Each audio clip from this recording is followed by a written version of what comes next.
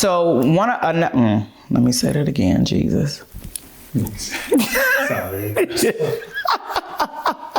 Very aggressive. Okay. When you're in the home buying process and you begin to talk to people about your process, you begin to hear so many horror stories about real estate transactions and how their deals have fallen through. There are a number of reasons why a real estate transaction falls through, and today we are going to discuss some of the reasons why those deals actually do fall through. One reason why your real estate transactions fall through is because you lied and your financing fell through. Okay, maybe your financing didn't fall through from a lie, but a lot of people be lying in the pre-approval process. And once you get under contract and we start pulling back the layers, we meaning me and the loan officer, we start to find out some things that you did not share. Hello? I know your secret. So financing issues is a real thing. You cannot be out here buying cars, opening up new credit cards, going and buying furniture, and thinking that nobody is going to find out about those things. We will. We will. Yeah. We will find out.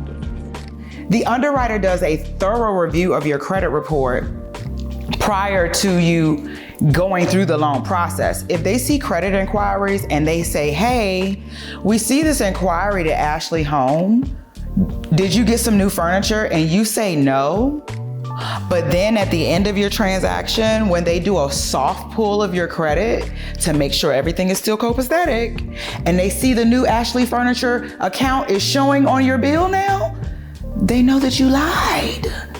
You're a liar and a scoundrel. And your father's a liar and a cheat. You're busted. They know that you now bought a car that you did in the middle of the transaction and didn't tell nobody. These things are real. You have to tell people what's going on with your credit, because what you think that you're hiding is not hidden.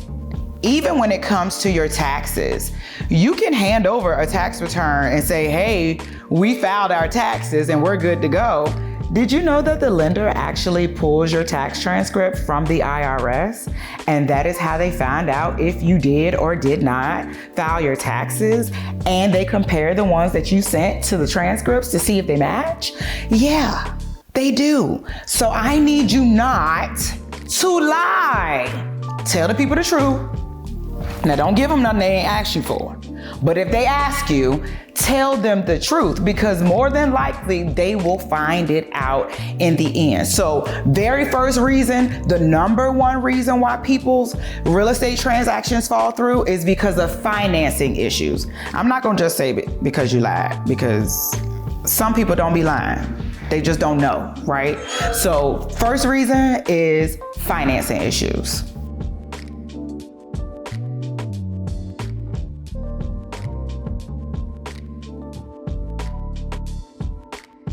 All right, so another reason why real estate transactions fall through is because of the home inspections. Home inspections are optional, however, they are highly recommended. You wanna see what's going on with the house. You wanna see how the structure is, you wanna see if it's any leaks, you wanna see if it's anything going on behind the walls that you don't know that's going on, that you can't see that's visible to the eye. So once you get the home inspection done and the report comes back, that is when you kind of find out everything. You find out that the light switch was on upside down. You find out that something won't screw in tight enough. You find out everything. The home inspector looks for everything. And at that point, the home inspection period is a negotiation period as well. So if there are things on there that are deeming the house unsafe or something that you really need to get fixed in order to feel comfortable purchasing this home, at that point, you can negotiate those things with the seller.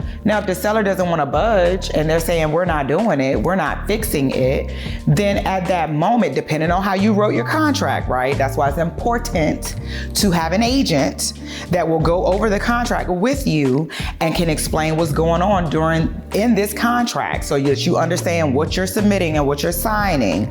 If during that negotiation period, you deemed it that if you can't come to an agreement, agreement, then you can walk away from the deal.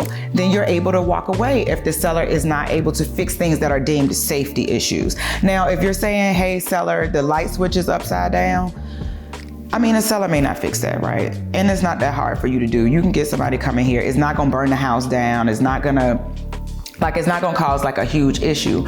But if the HVAC isn't working properly, then you may want them to fix that because you're not buying a house and the HVAC doesn't work properly. Come on, I'm not doing it, all right? Or the water heater is leaking or something along those lines. So that's a negotiation period. And if you and the seller are not able to come to an agreement on what you're going to do to rectify the situation for you to feel comfortable as a buyer to proceed, then at that moment, you're able to walk. And now your deal is done. You're like, I'm not doing it. In some cases, you may be able to get your earnest money deposit back. Some cases you might not be able to get it back, but in most cases, if it's because you guys can't come to an agreement, and it's something that's health and safety wise, then yes, you should be able to get your earnest money deposit back. But that is another reason why a real estate transaction would fall through, is because of the bad home inspection. Another reason why your real estate transaction would fall through is because of the appraisal. Every lender requires the home to be appraised. Because they're giving you the money to purchase this home, they have to ensure that the value is there. So if you're purchasing a home for $300,000, they're gonna send out an appraiser to ensure that this house appraises for $300,000 or more. So if for some reason the house does not appraise for the sales price, it comes in lower. Now at that point, we're back to another negotiation period where you can negotiate with the seller on the price. Like no lender is going to lend you more than what the house is worth unless you can come up with the difference. And if you're a first-time home buyer, more than likely you may not be able to come up with that difference. So another reason why people have their transactions fall through is because their appraised value comes in low and the seller may not be willing to negotiate on the sales price. In most cases, the seller will, because if it appraises for one appraiser for this amount, he'll probably appraise for another appraiser for the same amount. Now you can do what you call like an appraisal reconsideration, where you can submit comparable home values to try to show the appraiser like, hey, I think that you may have missed this, or did you look at this house in comparison, to see if you can get them to get the value up to where it needs to be for sales price wise.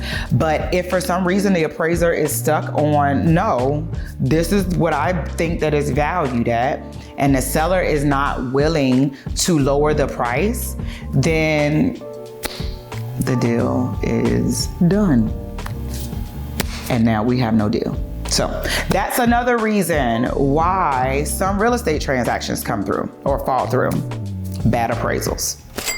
Before you finish watching this video, don't even continue. I need you to subscribe to my channel now, please. Thank you. If you are looking to buy, sell, you want to move to the Richmond area, you want to become an agent, all of those good, you're going to see it all. I'm a mom, all of that good stuff. You're going to see it all. Subscribe. I want to hear the bing. I need to hear the bing. Bing. Subscribe.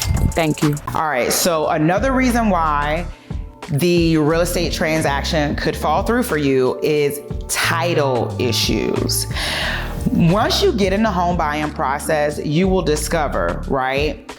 Once you're actually purchasing a home, title company is going to reach out to you and talk about like title insurance and owner's policies and things of that nature. And this is to protect you. I have to protect you.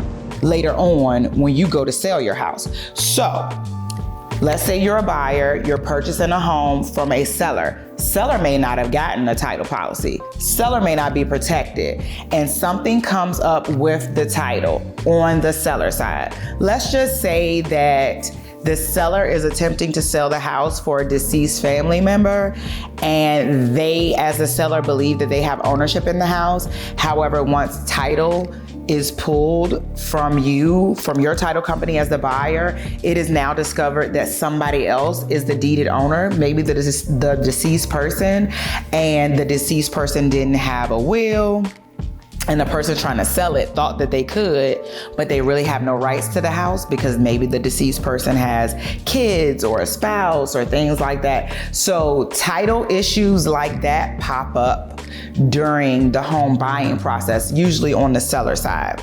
So the seller may not know. I've actually had it happen in a deal before where the seller didn't know. Like, this person thought that they had the right to sell the house and they didn't.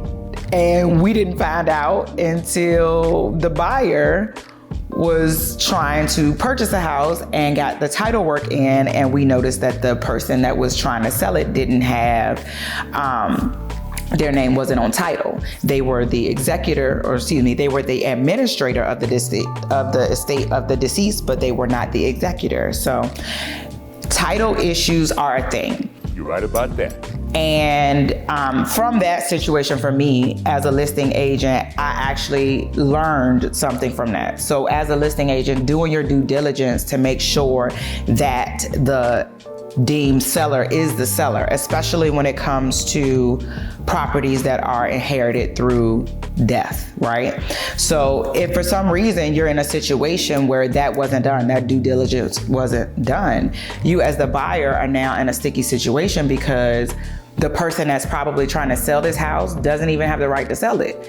And the people that may have the right to sell it, you may not even be able to get in touch with them. You cannot find them. So now a house that you thought that you were gonna own in 30 days could take you a year. And do you really wanna wait the year to try to figure out the title issues? So running into title issues is another reason why real estate transactions fall through. All right, so let me do that because I feel like I moved too quick and there might not be enough time for you to edit. Thank you. Let me pause for a second. Yeah, very cold your hands right there. Get on my nerves. Another reason why real estate transactions fall through are contingencies are not met. And a lot of these contingencies, or all of these contingencies, are actually in your purchase contract. There is a earnest money contingency or due diligence period, depending on what state you're in. But in Virginia, it's an earnest money deposit contingency. You have a certain amount of days to get the earnest money deposit in. You have a certain amount of days to secure financing. You have a certain amount of days to order an appraisal. You have a certain amount of days to do a home inspection. So if for any reason those contingencies that I just named are not met, you're basically in default of the contract. Like you breached it. You breached the contract. Code red, we have a breach. At this point, if you do not meet these contingency dates. And depending on the seller, they may hold true to your dates. They may not extend your time. They may not give you additional time because you didn't meet the deadline that was outlined in your contract. That is why it is important to have an agent that can assist you through this and read over these contingencies, go through these contingency periods with you, and keep you on task. Trying to do that alone can get you in some hot water. It could get you in a lawsuit if you're not meeting these contingency dates and a seller wants to hold you to them. So another reason why real estate transactions fall through is because contingency periods have not been met, and the seller has the option to just wipe, just like, we're not doing this because you didn't do what you said you was going to do in this signed legally binding contract that you submitted to me and we both signed. So meet your contingency dates and your contingency periods and you're good to go. But if not, your deal is done.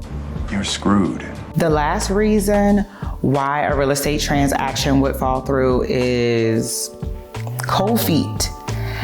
Yeah, but then I got cold feet. Either cold feet from the buyer or cold feet from the seller. It happens, right? Buyer gets under contract.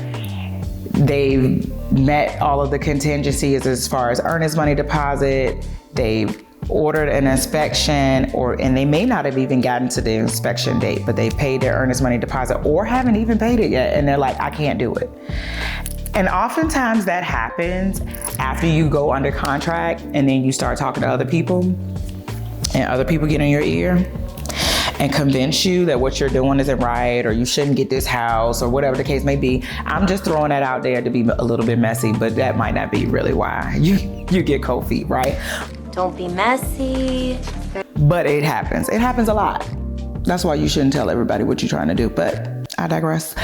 So buyers will get cold feet, and for some reason, and if the seller allows them, then they can get out of the contract if they haven't paid their earnest money deposit. It's like you really haven't even sealed the deal. And some sellers will let you out without an issue, and some will not let you out. So you have buyers that get cold feet, and on the other side, you get sellers that have cold feet, right? What if that seller's in the middle of a messy divorce or separation and they're selling the house just to split everything or whatever the case may be, and then they get back together. Now the seller don't want to sell their house no more. Or they're selling a family home that now they're thinking about it and it has all this sentimental value, and now they don't want to sell the house anymore. Things like that happen. Not to say as the buyer that you just let them out, because you don't have to let them out of the deal if you want to buy the house. So again, because you're in a legally binding contract, so both sides have to agree to let you out. But oftentimes deals